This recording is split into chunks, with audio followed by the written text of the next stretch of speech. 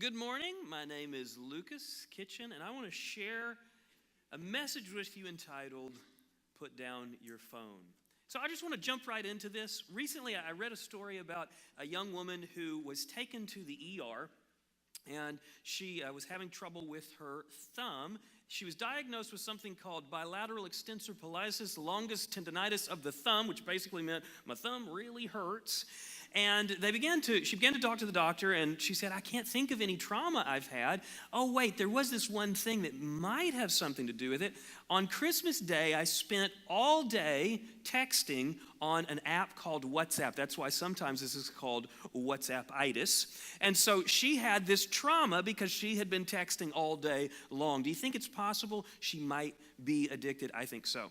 I read another story about a lady who was walking down a pier, and she was on Facebook on her phone. The pier stopped, and she didn't. So she plummeted right into the water. It was cold, and she had unfortunately never learned to swim. And so somebody who was not on their phone saw that she was in the water and helped her out or whatever. And they got her out, and what was in her hand? Her phone was still in her hand. Even though she couldn't swim, she clutched to it for dear life. So I think it's possible to say she may have had a problem.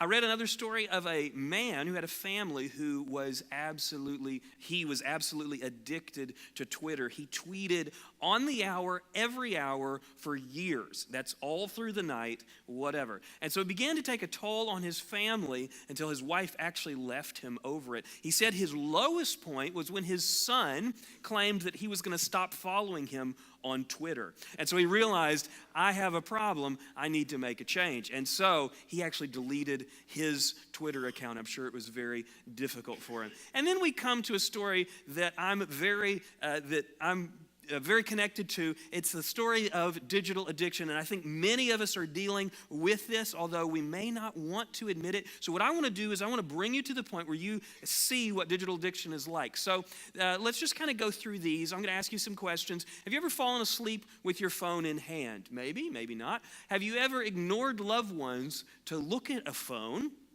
Have you ever checked your phone first thing in the morning? Have you ever checked your phone more than 20 times a day? That sounds crazy, but I'm going to tell you what the average is here in a minute, and it'll make your jaw drop probably. Do you get anxiety when your battery gets below 20%? Okay, it's starting to hit home here. Do you get anxiety when you can't get cell service? Or do you get irritable when your device use is interrupted? Well, I can say for me, almost all of those are a yes, at least at some point. I want to give you a little bit of my experience because I want you to know that I'm right there with you if you're feeling the pain of this. So this is actually my wife and my son. They're blurred to protect their identity, I guess. I don't know. I know who they are, though. So what I've realized over the past couple of years, I have a 2.5-year-old, and what I noticed is when I'm off of work, like say on a Saturday or after work, I'm supposed to be spending time with my family, but I would usually kind of sneak my phone into the equation and maybe under the table be scrolling a little bit, or while Eileen, my daughter, is saying some nonsense, I'll be looking at my phone, whatever. What I realized, and what I've begun to realize, is that if I get my phone usage interrupted by my kids, for instance, I get irritable. I get grouchy. I get kind of frustrated. And it began to occur to me not so long ago that that's a real problem, because what I'm supposed to be doing is spending time with my kids and with my wife. And instead, I'm entertaining myself, because usually I'm not doing anything that important. I'm entertaining myself on my phone. And from what I've read, I'm not alone in this. That's because about 60% of college students claim they have a phone addiction. About 71% of people sleep with or next to their phones. It's a pretty high number. About 35% of people think of their phone when they wake, whereas only about 10% of people think of their significant other. There's some percentages missing, so other people are maybe thinking about other things. I don't know. But 44% of young adults have slept with their phone in their hand. 54% of young adults check phones constantly. I told you I'd tell you the average. The average of checking a phone, this is not just of kids, just the average of checking a phone is about 150 times a day. That may mean there's something on the phone to look at, or it may mean you're just looking at the phone. But we check about 150 times a day if you're average. About 40% never disconnect even on vacation. Now, I want to add some flesh to my own story because I think it'll help you to kind of understand where I'm coming from. So a lot of people will say, well, I'm doing important stuff on my phone. I mean, my work requires me to use my phone. Maybe I'm talking to other people outside the family or whatever. Let me just tell you what I do because I think I have a pretty legitimate reason to be on my phone. I work with 289 Design. It's a ministry, and our purpose is to tell people about Jesus. And one of the ways that I do that is through a site. You may have heard of this. It's called Questions from Atheists. Let me show you how many people follow us. This is our likes, and this is our total follows. So that means over 20,000 people will look at things that we put out, even more than that on certain things. So we've had posts that millions of people, that's not an exaggeration, literally millions of people have looked at some of our posts. Now, you can't imagine the amount of notifications we get. I say we, it's really me, that I get on this site, okay? So I could do this all day long, and it's a good thing, right? I mean, these all represent people that are generally willing to talk about Jesus. Some that are not really very friendly, but they're still willing to talk,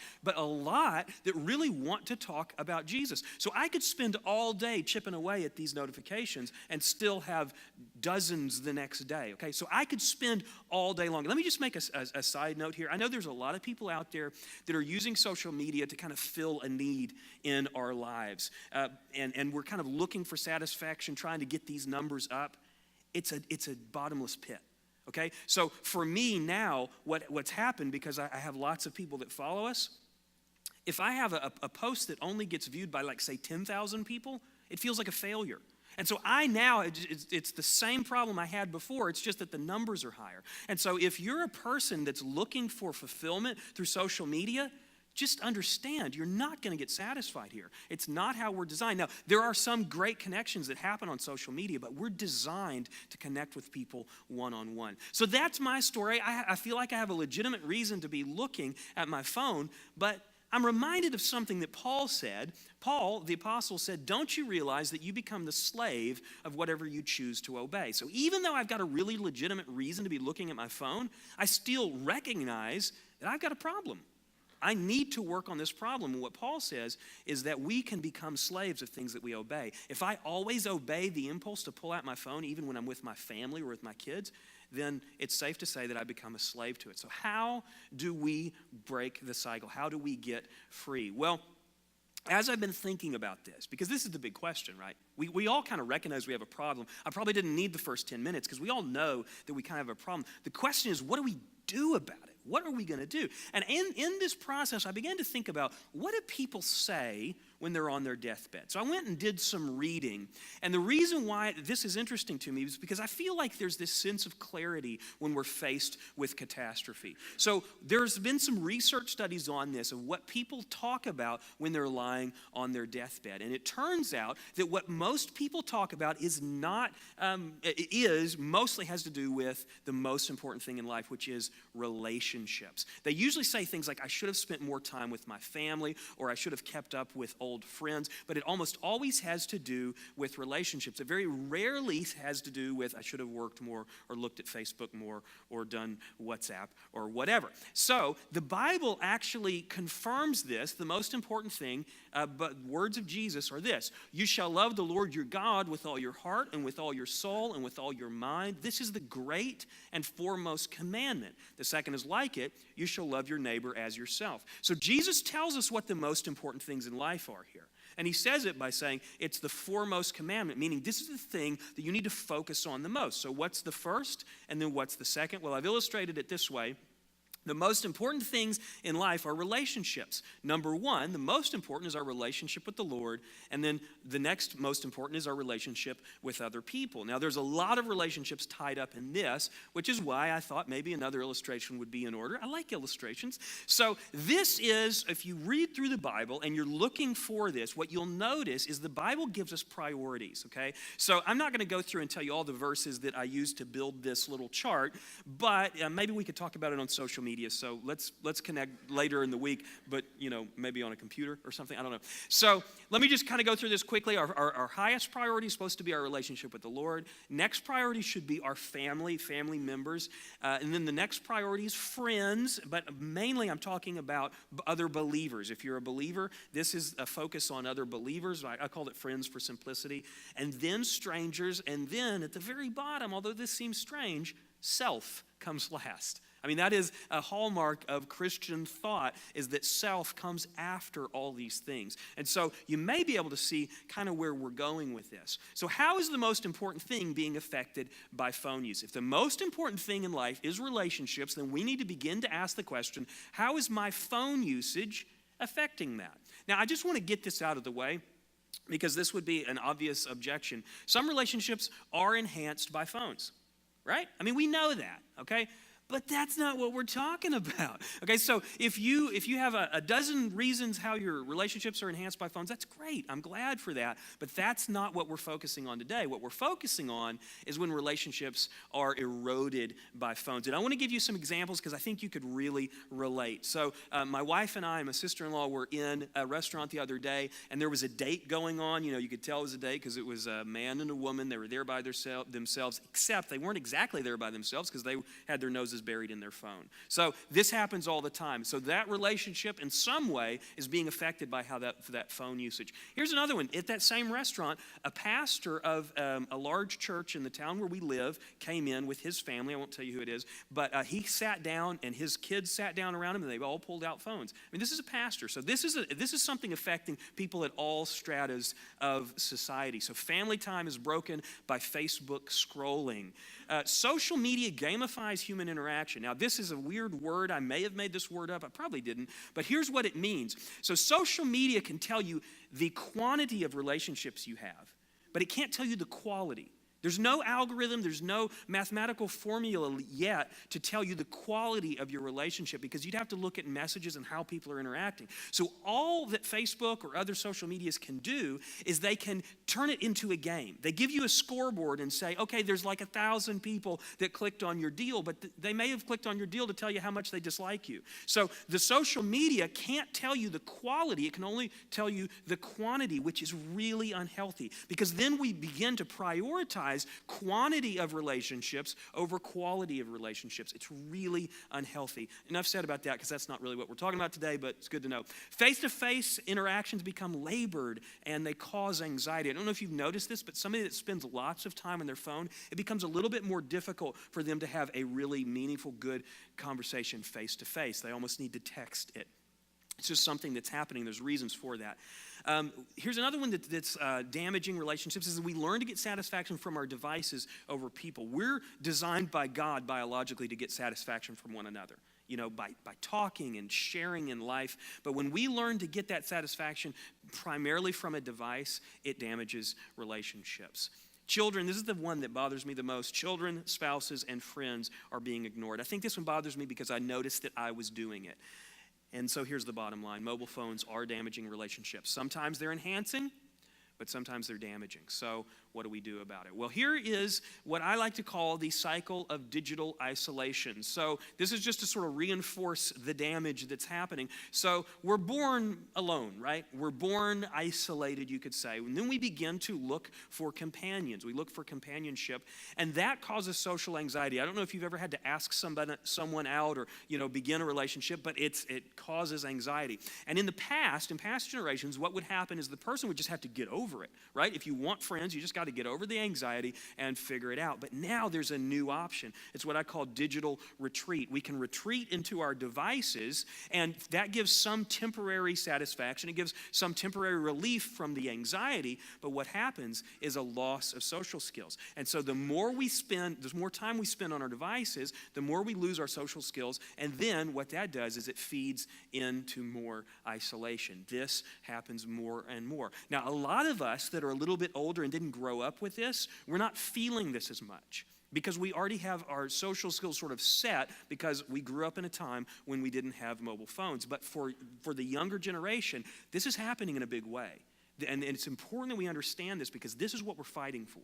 This is the kind of problem that's going on. People are feeling more and more isolated because of these habits.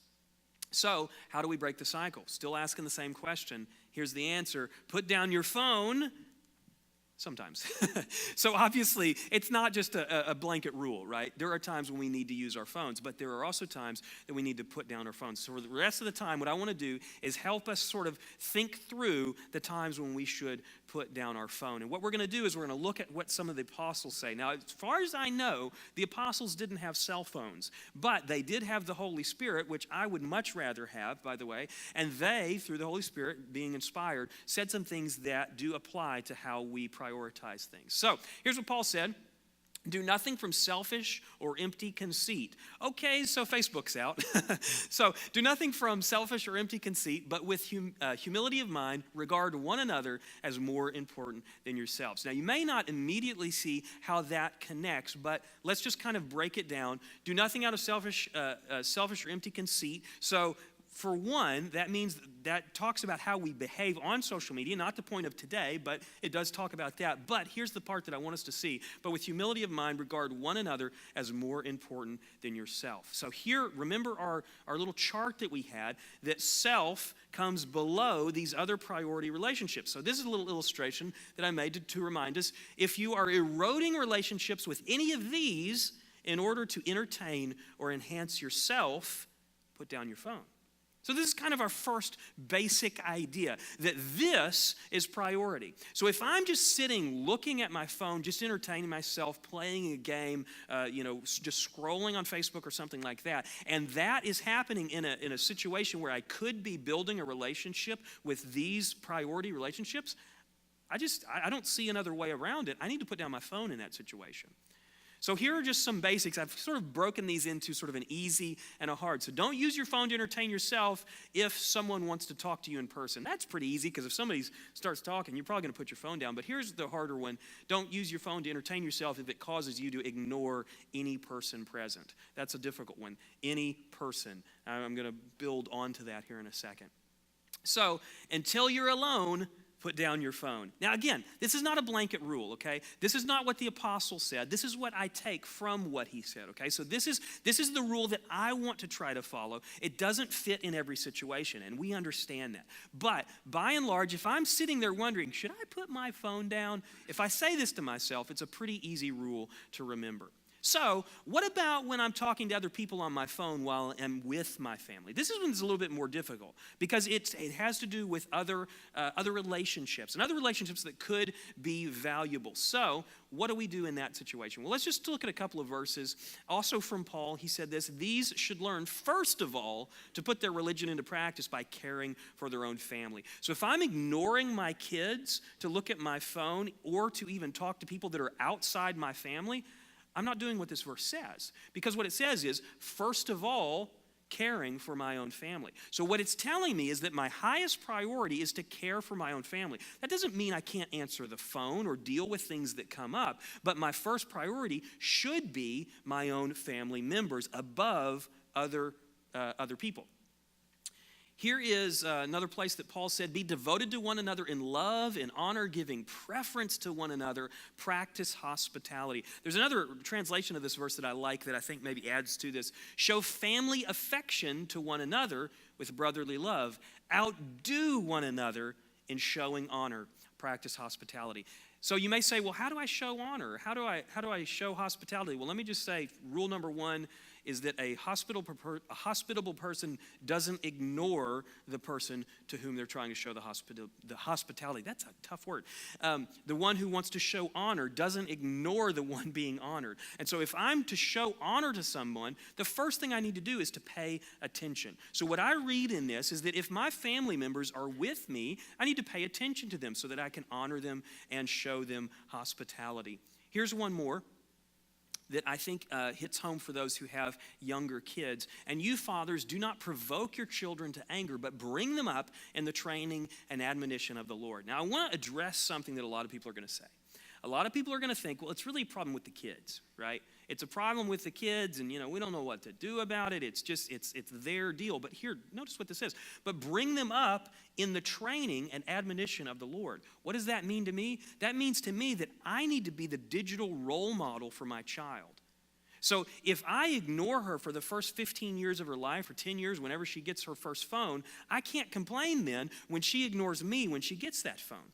So I need to set the trend. I need to be her digital role model because it's going to be the habits that I teach her that she uses when she's faced with this really addictive device. And so that is my first step. But here's the first part of it.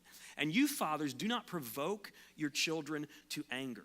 Do you know what angers children? Well, there's a lot of things that anger children, but being ignored is a really great way to provoke your children to anger. In fact, I read a story that actually came out of the 70s this week that applies to this. So there was a man, he's I think in his mid-40s now, but he grew up. Let's see, would that put him in the 70s? It doesn't matter. Anyway, he was a kid when ham radio was really popular. And for those of you that don't know what ham radio is, it's an amateur radio that hobbyists would build. And it's really cool because you can build your own radio. You can kind of set it up like this, and then you can talk to people from all over the world. You may be talking to somebody in Germany or London or whatever. That's a big radio, but they're able to do that. And so this young boy had a dad who was obsessed with ham radio. He would lock himself in a bedroom where he had his radio equipment set up, and he would talk to strangers for 4 to 6 hours a night. And by doing that, he was ignoring his family. And this, he said, the boy who was writing the story said that at first he hated the radio, but it didn't take long for him to transfer that hate to his father. He talked about a situation where they were sitting at the dinner table, and his dad had actually joined them that night, which was pretty rare. And he just couldn't control himself anymore. He said, "Dad, I hate your radio, and I hate you because you spend all night talking to strangers from all over the world, and you won't sit here and talk to me." And his dad, in true fashion, just quietly got up and went to his radio room and shut himself in. Here's a quote from the guy that wrote that story. He said, "When you are a small child and your father has an all-consuming interest that is not you, it takes no time at all for you to internalize your father's prioritizing. You are, at best, second to him, a far second." So, if I'm ignoring my child in order to do almost anything on my phone, I'm not doing what those verses are talking about. So, here's my little illustration for this. If you're eroding relationships with family members, even in order to talk to or message or text friends or strangers, put down your phone.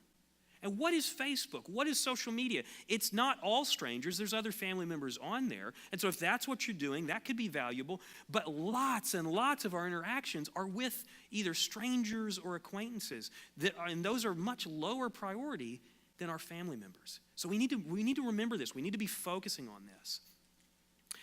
So, here's our basics. Don't use your phone even to talk to others if a loved one wants to talk to you in person. Pretty easy because I'd put down my phone if somebody's actually talking at me. But don't use your phone even to talk to others if a family member is in your presence. Now, that's a little bit harder, right?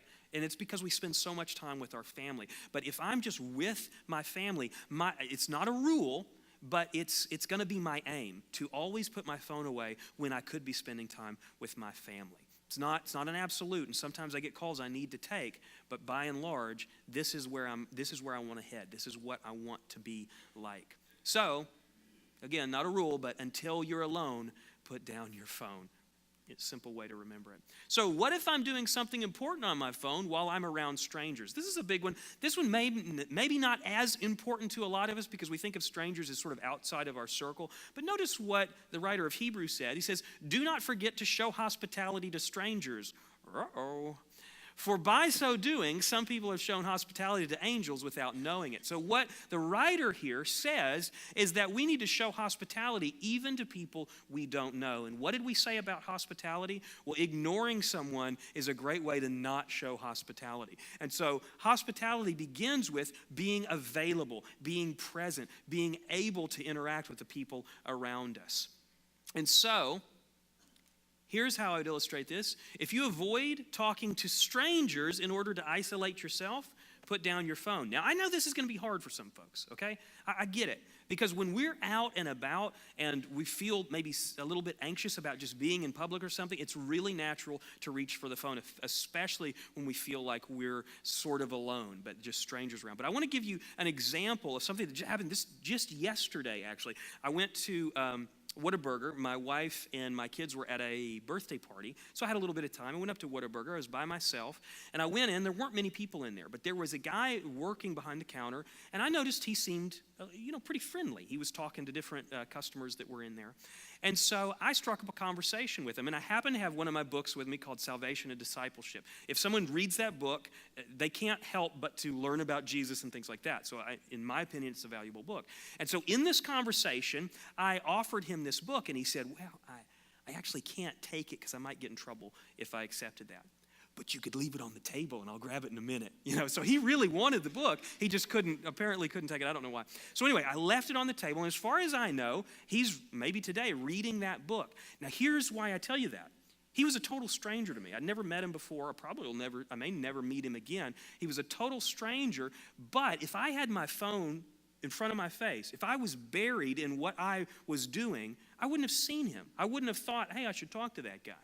But because I was trying, and obviously this was on my mind, so I was thinking I probably shouldn't pull my phone out, So I was thinking, I want to show hospitality. I want to show love. I want to connect with even strangers. And if you're a believer who's seeking to follow Christ, I would say, think about these things. Think about how you might make yourself available even to strangers when you're in public. Again, it's not always going to be the way it is. Sometimes you're just going to be looking at your phone, and that's how it is. But let's think about these things. Now, here's an exception.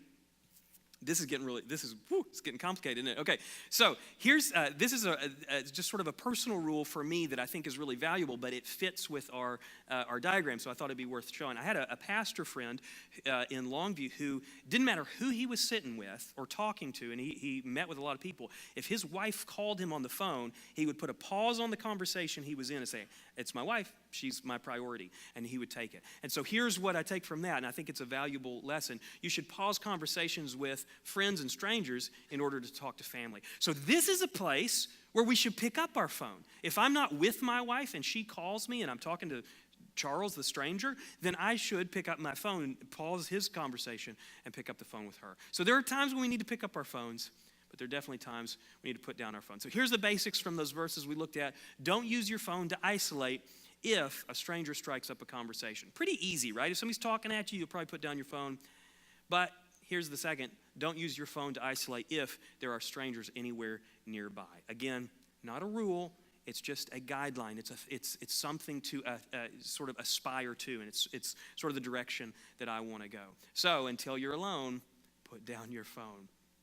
So I want to just sort of add something to my own story so that you know that I'm not just throwing this out without having tried to do something about it. So about 2 weeks ago, I knew I was going to stand up here in front of you, and I knew I'd be a real hypocrite if I hadn't tried something, because I'm saying I have a bit of a problem I need to work on. And so what I did is I've taken a 2-week phone fast. And what I mean by that is I've taken the phone out of my pocket, and actually I have just a wallet in there, so if you're looking at that thinking, is that a phone? It's not. So I've taken my phone out of my pocket, I put it on my kitchen counter, and I have only used it for phone calls maybe 2 or 3 times. And so for me, that's been really good. And I want to tell you a little bit about what's happened because of that. The Saturday before this last one, I was keeping Eiley, my 2.5-year-old, and we were out here on this playground that her grandpa helped build, and I was out there and I was playing with her, and I realized I'm not grouchy. I'm not irritable. I'm not annoyed at all. And I know that sounds like a really base level thing to say, but usually what I would be doing is kind of looking at my phone and sort of giving half attention. I would be kind of frustrated that I couldn't give full attention to my phone. I realized when my phone was just taken out of the equation, it doesn't frustrate me to be hanging out with my own kids. I'm almost embarrassed to even say that's where I was. But for me, it's been really great. And I was sitting there looking at Eiley, and I'm thinking, I'm looking you in the face. We're having a conversation. I'm getting to know you. I mean, it was this really just special moment, and it sounds so silly, but I guarantee there are a lot of people that need this kind of change. And so for me, it's made a big difference. Now, I'm not saying I'm not grouchy sometimes because they are kids, but it doesn't have to do with my phone anymore. It's no longer the part of the equation. So I want to just I want to close with just a couple of suggestions here. And these are things that I've tried and seem to be working. So suggestion number one, like I just said, do a total phone fast periodically. Every once in a while, it's good to just put the phone away. Maybe that's for 10 minutes if you're just getting started, or maybe it's for a week, I don't know. But put the phone away. Another is give your phone an out-of-sight place to live. For me, it's on my kitchen counter now. And for me, it's really valuable for it to be out of sight because then I'm not thinking about it. I'm not trying to see how I'm going to kind of sneak over there and get a look. And so it's just get it out of sight, get it out of the way. Another is designate screen-free times and screen-free zones. I've been talking to a friend about this whole subject last week, and he sent this message to his wife. They both work and they have young kids. He sent this message to his wife. He says, I was thinking no phones out at all between 5 and bedtime on weekdays. We haven't seen our kids all day, and it is the only time we get to spend with them. They should know that they have our undivided attention for those few hours and not have to compete with the internet for our love. I thought that was brilliant. It's such a simple thing that they did to just help this problem. So they don't do phones from 5 till bedtime. Here's another. Charge your phones outside your bedroom. I know that's tough, but that's been a good thing for me. I used to charge it like right next to my head, so if something dinged, I'd be like, what's that? But now it's out of the room. It doesn't wake me up. And another thing that happens is I don't look at it first or last thing of the day. I know that sounds like a small thing, but I think this is valuable. The way you start your day kind of matters. So wake up and spend a minute praying, or wake up, spend a little time looking at the sunset, or whatever, maybe talking to your wife or your husband. That'd be a great way. But let's get away from starting our day and ending our day looking at the phone. Turn off all social media notifications. This was a tough one for me because a lot of stuff feels like, it makes me feel important because there's stuff dinging on my phone all the time. I turned them off, and man, it's so awesome to look at my phone. It's just a clean home screen. There's nothing there. It's like, nobody needs me, go away. And so for me, it's actually been really good. I thought it would be hard, but it's actually been really valuable. It's been really liberating. Here's another, move addictive apps off your home screen. If this is this sounds a little strange, ask your kids or grandkids, they'll tell you how to do it. But addictive apps are ones that I don't mean to open up and spend 2 hours in. So let's say I'm going to look at my calendar, but there's the Facebook app. Well, I'll just kind of, let's see, and then 20 minutes later, I don't know where I am, and I've somehow lost my glasses. I don't know. So I'm losing my mind over these addictive apps. And so what my wife and I did, we just got them off of our home screen. And so now we don't get sucked into them on accident. I think it's really helped us. And then, so finally, until you're alone, put down your phone. So this is what I'm fighting for. But you have things in your life that you're fighting for, I'm sure. But for me, this is what I'm fighting for. I have 2 kids. They're not both in here. He's not hiding down here or something. It's just one of them. But Eiley is about 2.5, and I want her to know that she doesn't have to compete for the internet. She doesn't have to compete with me talking to strangers on the phone all the time. I want her to know that I love her, and she is one of my highest priorities, right under my relationship with the Lord. Here's my final word to you. You can do it. I know you can do it because I'm doing it, and it's hard, but it's really good. It's been really great for me. So I know that we can make a change, and I think our community of believers will be stronger for it. Let's pray. Father, thanks for today, and I know this is not your normal sermon, but I pray, Lord, that we would take it, and we would think about it, and we would begin to internalize it and think about how we might make changes. I know that the changes made are probably all going to be different, but I pray that you would give everybody here some really creative ideas on how to tackle this difficulty that we're seeing in our society. I pray that as we go out, we would be able to show the people that are important to us that we love them by paying really great attention to them this week. In your name, amen. Thank you, guys.